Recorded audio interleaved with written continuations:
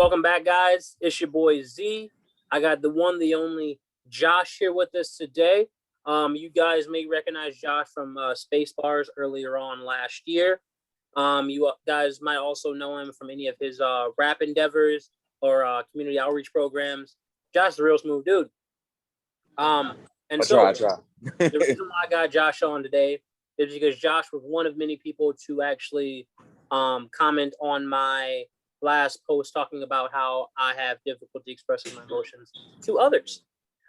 Josh is someone who is also battling this on a daily basis. The whole, living in a new place, being a Black man in America, being an artist, having different outlets for him to express himself. So I thought today would be a great day to sit Josh down and talk about his strengths, weaknesses, how he sees that play in relationships, how he sees that just overall feel of who he is and sense of self play into how he communicates with others. So I made Josh take this 16 personality quiz. You guys are probably hearing about this now for the third time. First time was with Ronnie T on the last Debating to the Moon and Back. Time before that, it was the podcast where me and the cast members took it. Today, we made Josh take it. Josh was a protagonist. Josh, in so few words, can you let them know what a protagonist is in your eyes? Man, as a person who loves literature and loves reading, I guess for me, the best way to sum up a protagonist would be the person who creates the story, the main character in the story, the leader. Like when I think about Harry Potter, or I think about maybe Clash of the Titans and Poseidon, you know what I'm saying? Or Wrath of the Titans with Zeus's son, you know what I'm saying? That type of protagonist, the one that's the underdog that, makes shit happen. Gotcha. Okay. And so being the protagonist, obviously you're facing many challenges. Like I said, you're at the airport now, going home. So that's a different challenge. Yeah.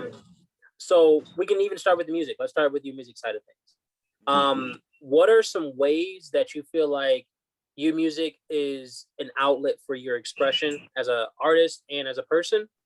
Is there a division between the two? I think for me, it's all one and the same. That's why I didn't have a rap name.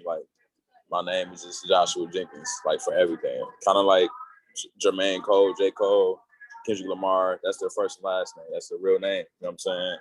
Because I'm the same person in every category.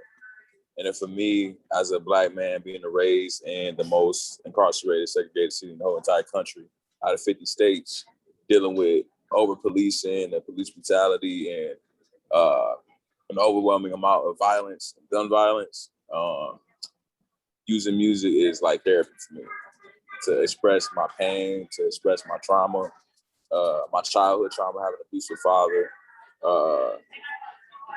So that's how I get that out. Okay. That's how I get that out. All right. So using it as an extension, what were some of the toughest times that you portrayed in your music? You talk about all these past traumas. Has that come up in any of your songs, or was that a direct outlet? Yeah, for sure. All of them. I don't think it's a song where I don't mention anything about mental health or what's happening within our community or in our country or internationally around the world. Whether that's with, healthcare or war, or poverty, or this military crisis we having with a lot of homeless vets, dealing with mental health crisis and things of that nature. So I pretty much just divulge a lot of things that people are uncomfortable talking about, but I deliver it in a way where it's relatable. Okay. And then speaking about, how you are trying to be relatable, one of your weaknesses that came from the test was fluctuating self-esteem. This is something that's very relatable to a lot of people nationwide, even worldwide, just because, again, self-esteem starts with the self. But the fact that it's a weakness is because it's fluctuating. So you have your high days, you have your low days. How do you see fluctuating self-esteem show up in your everyday life and like goals and ambitions and type stuff? I think for me, I think when I was younger, that probably applied to me a lot more because like at this point, like I always knew who I was, but like at this point as a grown black man, like I don't question who I am. You know what I'm saying? It was just written already, you know. But when I was a teenager, I would say this. I did value a lot of people's opinion when it came to my talent. You know what I'm saying? Which did not serve me a benefit because I realized like a lot of people was really trying to assassinate the goals that I had. They just tried to just shut that shit down because they was intimidated by my talent. You know what I'm saying? Like a lot of people wasn't comfortable with, oh man, Josh doing this, Josh doing that. Josh doing this, Josh doing that. A lot of people wasn't with that. Like, damn, like why everybody keep talking about Josh, you know? And I wasn't trying to be front center for anything. It's just that was just my natural ability, the talent that God gave me. I can't take that away. I can't nobody take your light away. If you have a magnetic personality and you're like energetic, you know, that's just you. You know, I can't change that. All right. And so speaking about, you know, being a magnetic personality, what are some times that magnetic personality led you astray? You know, like, has it ever surrounded you with the wrong people? Has it ever put you in situations? Oh man, all the time. You know, I think one of the attributes, the weaknesses that you were saying above that list of a protagonist is being selfless.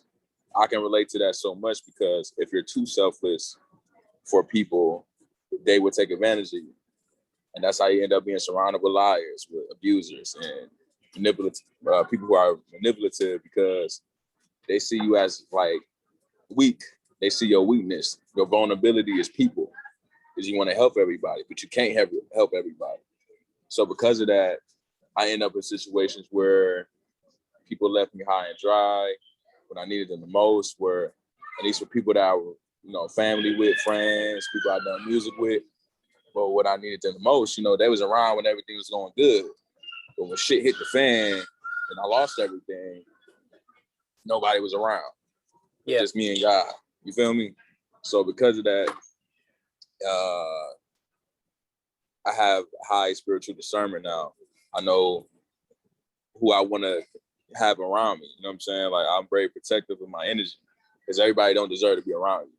I don't care if it's family, friends, girlfriend, boyfriend. Everybody don't deserve your energy all the fucking time.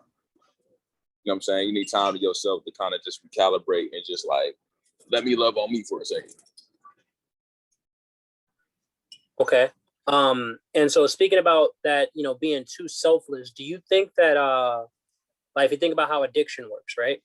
How like the one small thing like that you were selfless about and it kind of like, it made you feel good because you were being selfless. Do you feel like that there are too many people kind of addicted to being too selfless?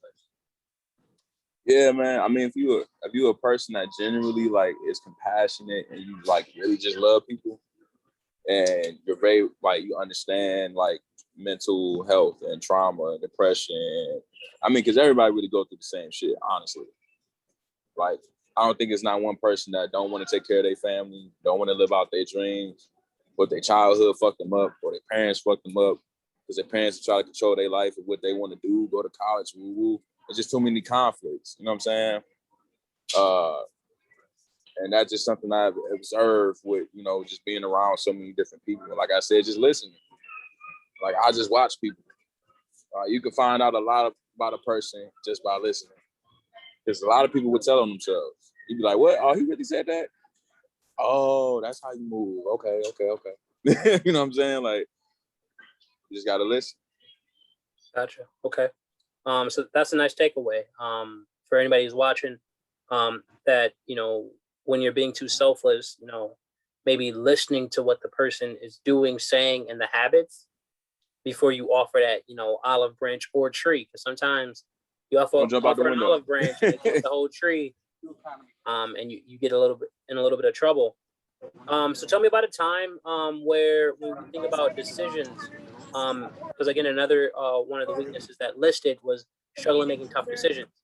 When it comes to these tough decisions, are these decisions about like, are these life altering decisions, or are these like, man, I need to, like, what's the severity of these decisions? Yeah, man. Absolutely. That's probably one of the most detrimental attributes is making tough decisions. You know what I'm saying? Because most of my conflicts have came between decisions I had to make with family and friends, or people that was trying to threaten my life that I had to handle as a grown man. You know what I'm saying? So it's kind of like, because I believe in God. You know what I'm saying? But sometimes it's kind of like people put you in position to go across the other side. You know what I'm saying? But even Moses had to kill somebody. You know what I'm saying? Not because he wanted to, because he had to. Yeah. Because he was being threatened. His family's being threatened. So what do you do when somebody puts you in a position where you have to deal with somebody's mortality?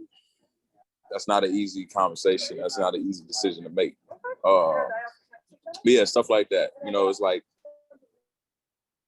stuff like that. You're dealing with in Milwaukee.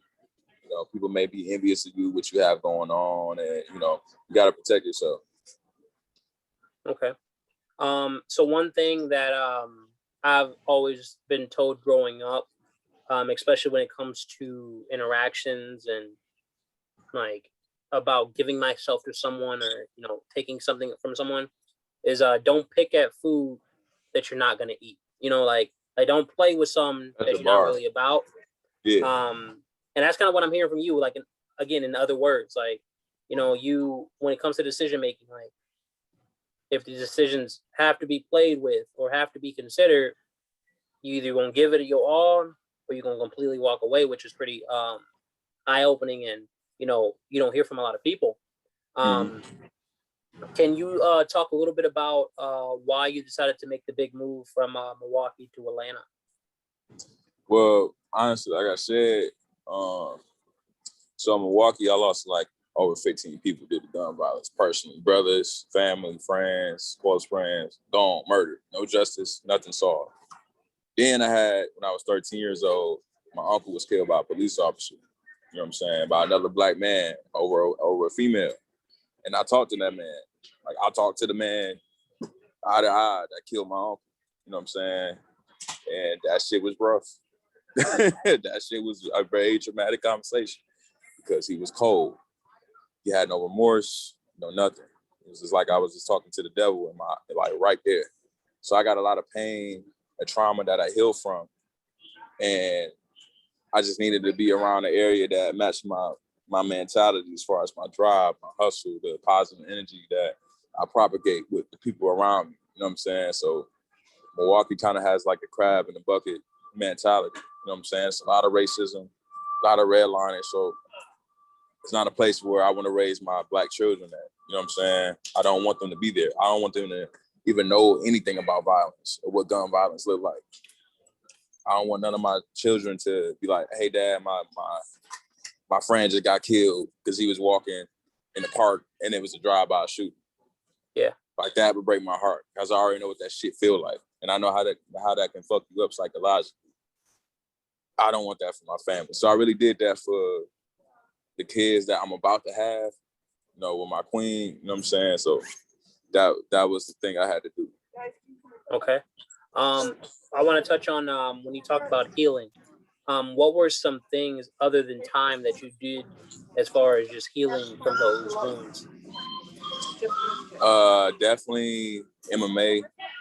You already know, like, you an MMA fighter too. I'm an MMA fighter. You know what I'm saying? I had to, that anger that I had from what happened to me and happened to the people around me and the people I lost, doing mixed martial arts and training was like the best way for me to let out my aggression.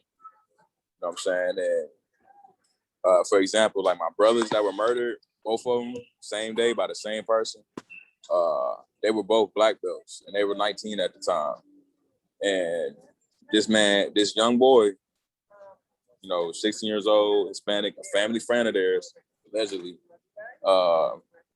he emptied the clip on both of them because he couldn't fight them because they were black belts. and I had to process that. And so me being an MMA fighter, it's not only keeping their name alive, but it's helping me handle my traumas and my anger. Okay. Yeah, man, that's powerful. Again, life teaches you a lot of lessons.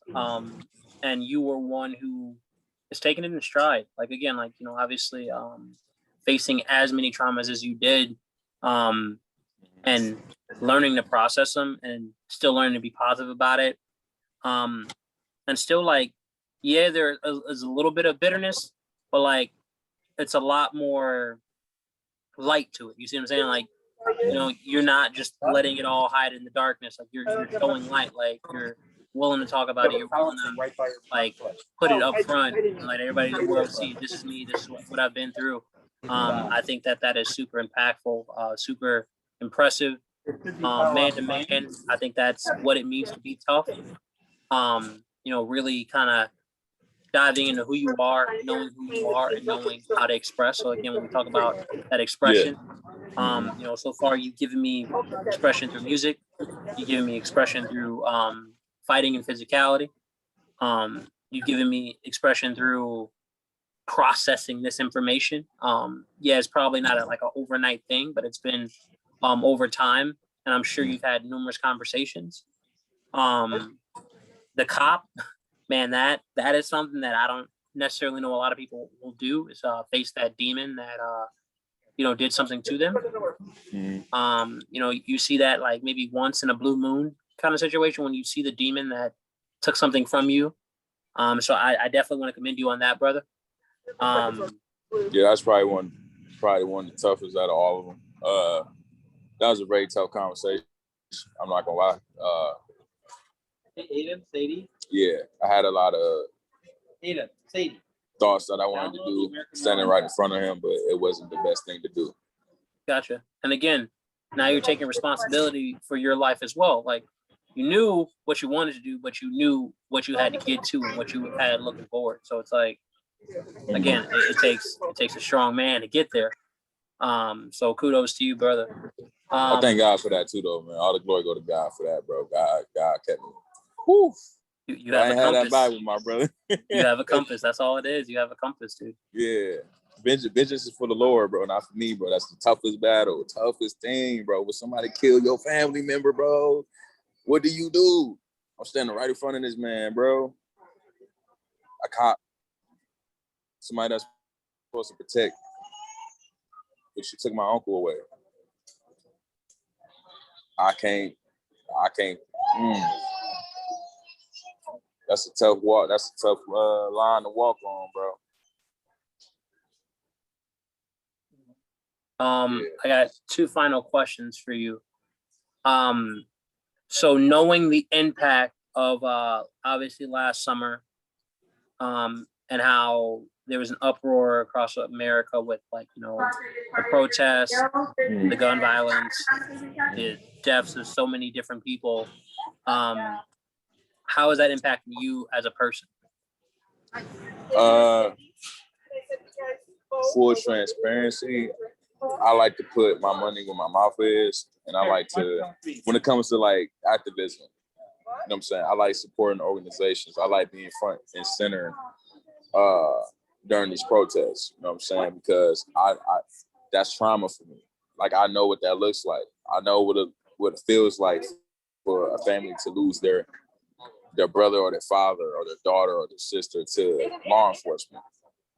So every time I see some shit like George Floyd or some Sandra Bland, Trayvon Martin, Emmett Till, I mean, the list goes on. It just resets that. I know that pain of that mother.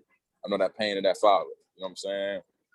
So that's why I go so hard in my city as far as activism and youth engagement events and art and after school programs. Because I actually have love for people and people I don't know. Like, I guess the best way to put it, Lil Wayne has said this in the song. He was like, I personally know strangers. I think that pretty much sums me up. Okay. And then last and final question. Looking forward to what's to come. Obviously, we talked a lot about the past, a lot about how you process stuff. What are you looking forward to, man? Like, what is coming up? Music, life, your girl, your queen. Like, what is stuff that's coming to fruition that's gonna be coming in the future? Right. Excitement. I mean, I got a lot to talk about. You said I got a Santa bag. It's over. Oh yeah, it's a lot of excitement. I mean, I'm glad that you brought that up too, man, because it's like you got to know your past in order to focus on your present and change your future. Yeah. So for me, what's exciting for me is like my first amateur MMA fight within the next 6 months. What's exciting for me, I'm even dropping a new video today, music video tonight at 9:00. I got a new album I'm dropping out at the end of the year. Even though I just dropped 2 April 10th, that's going phenomenal right now. Shepard, I did an interview with Shepard Express, Breaking the Entering. That should be coming out this week. I got a big concert May 22nd, my first concert in like 2 years. And I'm performing like my new albums, which is amazing. Thank God for that. I'm super excited for that. And then, like I said, living in Atlanta, with my queen, just making shit happen, bro, and supporting her dreams. She supported me in mine. And then, I'm excited to start this new family. You know what I'm saying? Yeah. All right. So, people, you got it straight from the horse's mouth. You got to know your past to understand your present. All right, little baby. I don't know what baby that is. She probably needs some milk, though. Nah, the baby cool, bro. Because, again, when you think about babies, right, they don't know any better. We got to teach them, right? Right. I mean, you already doing the right thing. You got a pet. You got a dog. It's almost the same thing. Yeah. Kind of getting ready for it. It's coming. Yeah. And then your kid, the dog gonna be the kid's best friend. Oh, for sure. We a couple, hopefully a couple years out, but we looking forward to whatever happens because again, our future's exciting too, and we've been checking off a lot of our bucket list things. I'm gonna be there for the delivery, my brother. I'm waiting for it. I'm waiting for that. and we gotta start training him MMA as soon as you get out. For sure. Your son, we gotta train him ASAP. He gonna know everything. Oh yeah. So guys, it's your boy Z, Josh Jenkins. We are out.